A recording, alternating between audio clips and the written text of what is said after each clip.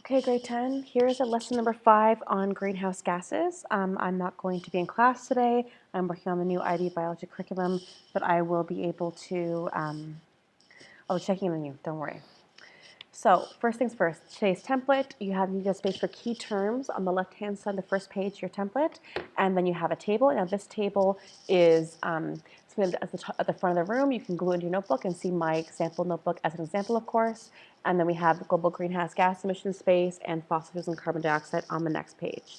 We also have space for you to put information about on the third page, you're going to glue in a diagram that I'll talk to you about later and talk about your response to a video we'll again talk about later. Okay, so make sure you have all that information ready to go and you take some time to copy the template correctly into your notebook for today's lesson. I will be checking your notebooks next class. Our target for today is I can analyze different greenhouse gases, including their GWP or global warming potential and residence time. And our language target, I can use sequential language to describe the change of greenhouse gas concentration in the atmosphere. Okay, so we're going to start, instead of me teaching you, telling you all the greenhouse gases, we're going to start with a sort activity. So last class I introduced this list to you of greenhouse gases. Take a minute, look at your notes, see how many can you remember. So hopefully you got a few of these. So carbon dioxide, methane, sulfur hexafluoride, nitrous oxide, and different fluorinated gases is the different greenhouse gases. So what you're going to do is you're going to go to the front of the room and you're going to get a baggie, a little Ziploc bag full of cards with greenhouse gases, these 6. For each gas, there is the name of the gas, the chemical formula, like CO2 for carbon dioxide, an image of the structure of that gas, their anthropogenic sources, and of course anthropogenic means coming from a human, some sort of human-generated source, residence time in the atmosphere, and global warming potential. Before we start, here are some key terms to write down in your notebook that you'll need to know to be able to do the sort activity correctly. So first one, residence time. This is the amount of time a gas will remain in the atmosphere.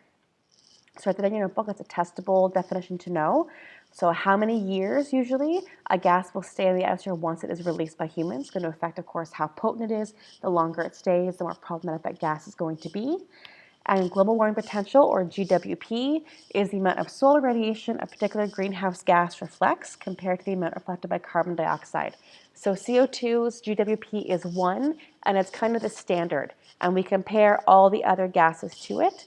So you're going to GWP of CO2 is 1, and we'll see how many more times problematic a gas is compared to CO2 based on what its GWP happens to be. So grab your partner, grab a baggie, sort the activities, sort all the cards, and you can check your answers once you are done. Please show your teacher what the sort looks like. Spend some time, and then once you know it's correct, you can copy it into the table in your notebook. This should take you 10 to 15 minutes to do. All right, pause the video and go ahead and do it.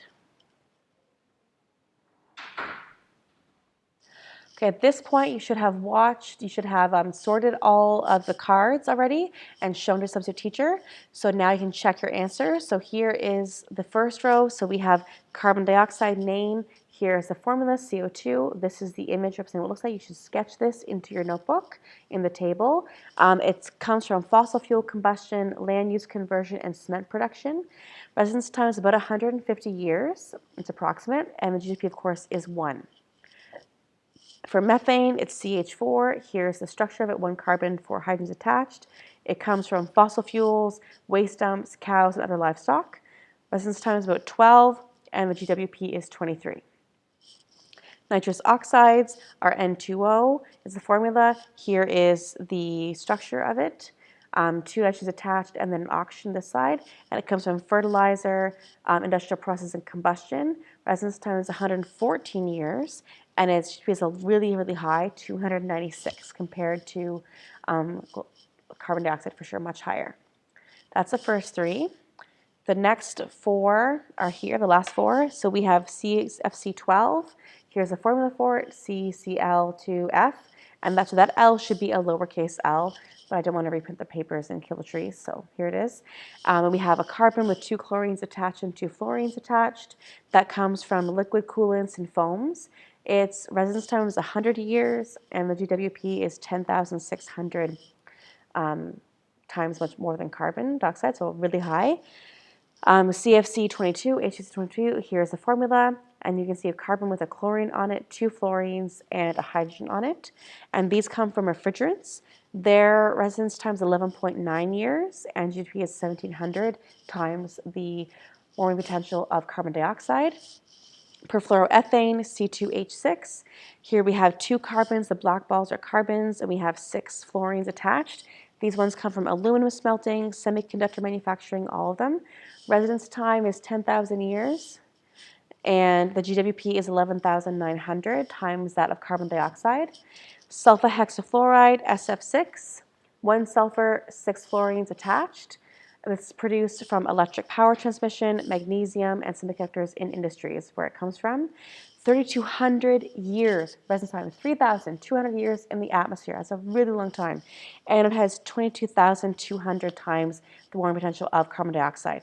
So use these images to make sure this is all correctly in the table in your notes. You need to know the general trends, especially knowing about carbon dioxide and methane, and know the other ones, which is the worst, what they are, that kind of stuff.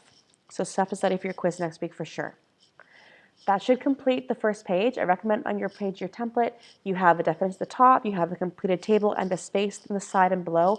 Make note of overall trends, what's really important, what's affecting, what's the worst, what's the least, the not as bad ones, what's the most important one, that kind of stuff. Okay, let's talk about global greenhouse gas emissions. So this first top graphic here is showing the per capita emissions or the total emissions of global carbon dioxide emissions based from combustion per country. This is from 2015. So we can see here the biggest country still is 28% in 2015. This has gone down, but I couldn't find an up-to-date graph. If you find a one from like much more recent, 2020 or later, please let me know. The US, of course, is the second worst one, then India, Russia, Japan, Germany, Iran, South Korea, Canada, Saudi Arabia, Brazil, Mexico, Indonesia, South Africa, the UK, Australia, Italy, Turkey, France, Poland, and Morocco is somewhere in here with the rest of the world. This is the emissions from fossil fuel or general fuel combustion. So what patterns do we notice? What do we see? Well, hopefully you're noticing that some of the less developed countries, like we have China is developed now, but we have India and a lot of developed countries have large amounts of fossil fuels. Their economies, their entire kind of way of doing things is very fossil fuel dependent, and that some countries have a really large amount and some countries have a lot smaller. And it depends. These 2 countries, India and China, are big amounts mostly due to their population. So the 2 most populous countries in the world, so they have more people to produce that carbon dioxide, whereas the United States has a lot less people. Okay, so based on what we did from a sort activity, which greenhouse gases are the most problematic? So you could say, like if we go back here, sulfur hexafluoride has the largest GWP by far, but then perfluoroethane has the largest residence time. These are 2 very problematic ones you could be talking about. But for some reason, we keep talking about carbon dioxide. It's in the news all the time. It's only 150 years, and the GWP is 1. So why? Why do we talk about CO2 so much if it's not the most important greenhouse gas? Like this graph is about carbon dioxide. These 2 graphs here, we have CO2, methane, and nitrous oxide. So why is this so important? It's because the amount. Okay, so look at this graph here. Here's a bigger version of that graph looking at the amount of emissions, percentage of the global emissions per country. Okay, and then we can look at this graph showing us the amount of gases affecting climate change. Now notice none of these gases, the main gases affecting climate change, are particularly high in GWP or particularly high in residence time. What they are really high in is concentration. Okay, so most of the gases affecting climate change is carbon dioxide. 60% of the gas affecting climate change is carbon dioxide, with 400 parts per million as of, I think this one's 2015. Methane with 1,845 parts per billion. So the ppb means less, a much less scale, a scale of 3 less. Okay, so parts per billion is a lot less. And then 328 parts per billion of nitrous oxides. So they are increasing over time. and CO2 is the most by far. So 400 of every million gas particles, 400 are carbon dioxide. Of every billion gas particles in the atmosphere, 1,845 are methane, and 328 are nitrous oxides. So they're all affecting climate change in various amounts, but the biggest one, of course, is due to carbon dioxide. So we can see the changes here compared to pre-industrial area, 144% increase in carbon dioxide, 250% increase in methane, and 100% increase in nitrous oxides compared to before the Industrial Revolution. So big changes. And these are all trends you should be including in your notes by talking about why we talk about carbon dioxide, these different graphs, what they tell us. You need to write notes about this in your template. Okay, the first part on the second page. For the graph, this is different types of gases and their sources. So we look here again, all the blue are all carbon dioxide. Most of that comes from energy use. So this is the gigatons, or the mass of carbon dioxide put out per year, and this data is of 2017, so a little bit newer, but still not as well as we would like it to be. So we have CO2 from international transport is the light blue, other non-energy is the lightest blue, and then green is methane. So we have energy is the darkest green, agriculture the medium green, and waste is the lightest green. Then we have nitrogen oxides here. These are, again, different sources. So dark pink is agriculture, the medium is industry, which is very thin, hard to see, and the palest pink is energy, indirect, and waste. And then all the fluorinated gases together are this amount here. And then we have the total emissions kind of cap is here. These ones here, the gray, is talking about land use changes. It's another thing that affects climate that we're not going to talk much about in grade 10. So write down the trends about this data in your notes. And the last graph we're going to talk about for trends is, for this part of the notes, is looking at global emissions again by country. And this is over time. So from 1751 through the Industrial Revolution, all the way up to 2018. So look here, we have EU, the EU 28, and all of Europe except the EU 28. We have the US's emissions. We have North America except the US, so it's Canada and Mexico, South America, Africa, all of Africa, India, China, all of Asia except India and China, Oceania as in Australia, New Zealand, etc., Fiji, and international transportation, and the amount of carbon dioxide emissions produced. Again, really big numbers, huge exponential growth period, lots of changes happening over time, and you can see how it's growing and changing in some countries like China. It grew a lot over time, and hopefully that will decrease that over time. So again, make sure you have notes on all four of these graphs and the trends in your notes, okay, for this lesson. Okay, the last part of today's lesson is talking about the fossil fuels and where they come from. So the definition of a fossil fuel, and this goes in the last part of the second page of your template, are any hydrocarbon-containing material. So hydrocarbon-containing means the chemical formula for that molecule is a lot of hydrogen atoms and carbon atoms attached into a really long chain. So they have to contain material of biological origin, so coming from kind of the dinosaurs, dead animals, most often dead plant matter. It's occurring within the Earth's crust that can be used for energy. This is a definition to memorize. So how many fossils can you think of? Which ones do you know? Hopefully, you know at least these three: coal, petroleum, or crude oil, and natural gas. Those are the most commonly known ones, but there are others as well. So oil shale, bitumens, tar sands, and peat are 4 other fossil fuels, and you need to know also these. There are actually some other ones as well that we're not going to talk about because they're in very small quantities, not that common. The problem with fossil fuels, every single one of them, is when we burn them, they release large amounts of carbon dioxide. And carbon dioxide, as we know, is a very problematic greenhouse gas, especially because of the amount of it in the atmosphere. It has a GWP of only 1 and a residence time of 150 years, but there's so much of it, it's causing a huge impact on climate and causing the enhanced greenhouse effect. So the carbon that was in these things, it was in the ground, in these fossil fuels, was sequestered under the ground for many, many millions of years. And it's where it's supposed to be, stored in the ground as part of the carbon cycle, and then humans extracted it and they burned it.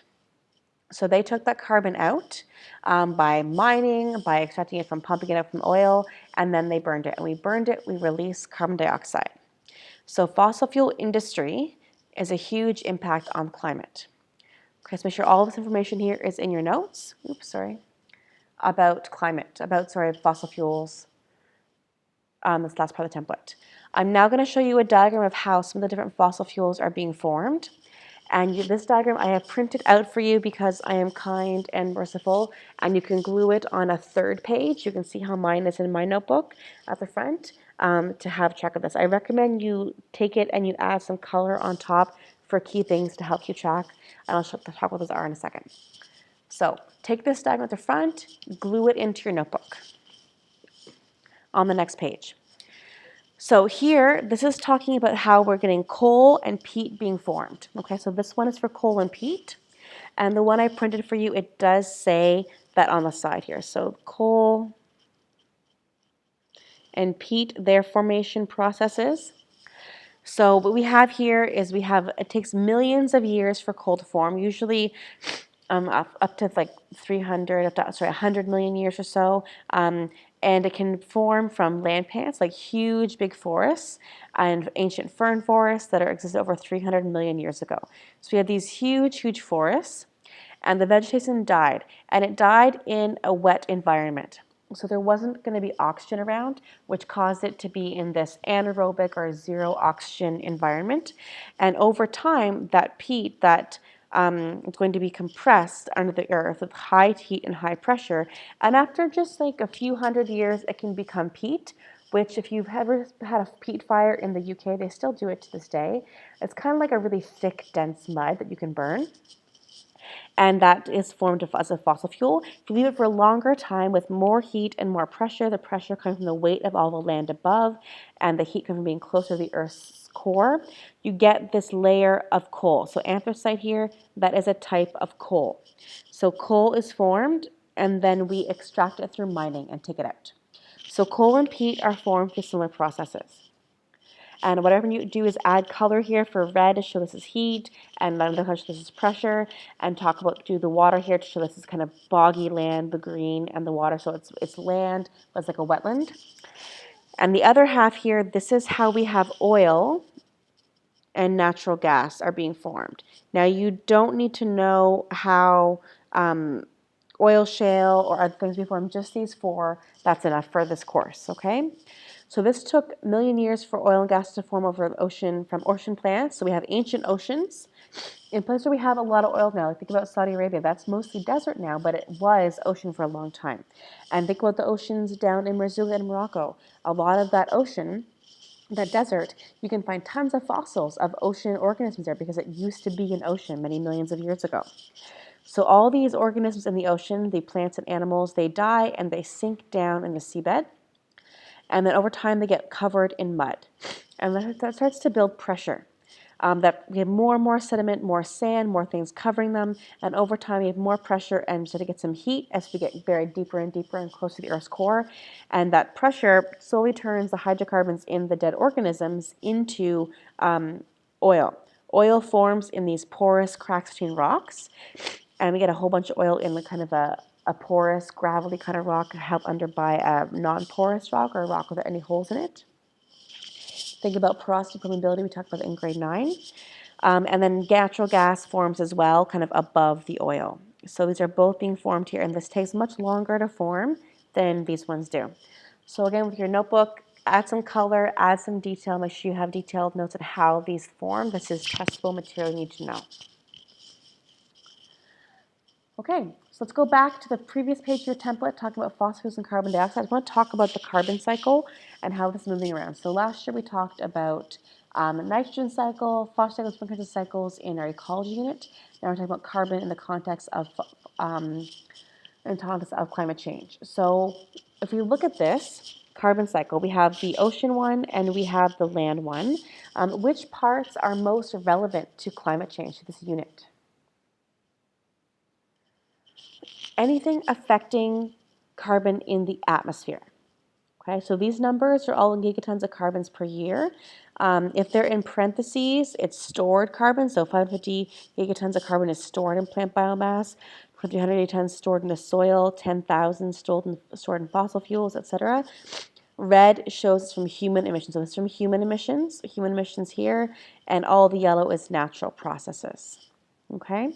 So anything affecting the atmosphere, either by taking carbon out of the atmosphere, like here with photosynthesis, storing in the soil or bringing it into the ocean, it's important. We want that to happen to help reduce our carbon. Anything bringing carbon into the atmosphere, like here we have surface ocean bringing it out, respiration. We have decomposition bringing it out, plant respiration bringing it out, and burning fossil fuels bringing it out.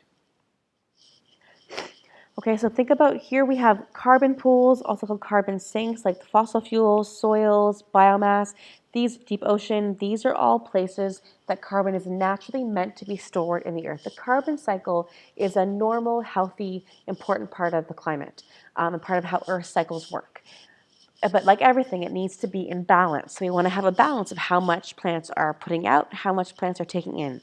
And humans, as we do things like cut down trees, we're doing deforestation, we're removing plants to take in carbon. And we're increasing the carbon we're burning through fossil fuels, and so we're releasing more carbon than we should. This is the annual increase, the average, about 4 gigatons of carbon per year. That's a huge amount of carbon. Oh, excuse me, every year increasing. Okay, so the last part of your notes on this. And then I'm going to have you guys, underneath your diagram, you're going to take some notes on this TED Talk. And if you don't finish this in class, this will be homework to do. I've linked it on Schoology as well in the unit resources folder. You're going to watch this video.